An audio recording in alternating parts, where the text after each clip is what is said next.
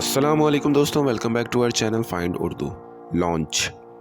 Launch का मतलब है शुरू करना, आगाज़ करना, नया काम या चीज़ इंट्रोड्यूस करना। लॉन्च का मतलब होता है किसी नए काम, प्रोडक्ट या प्रोजेक्ट का आगाज़ करना।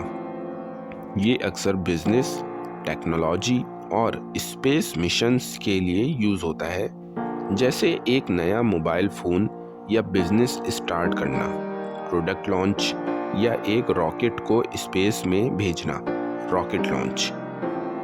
The company will launch a new smartphone next month. Company अगले महीने नया स्मार्टफोन लॉन्च करेगी।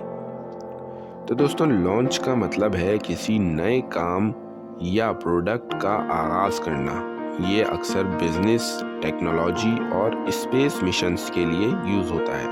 उम्मीद है अब आपको लॉन्च का मतलब समझ में आ गया होगा। मिलते हैं नेक्स्ट वीडियो में। शुक्रिया।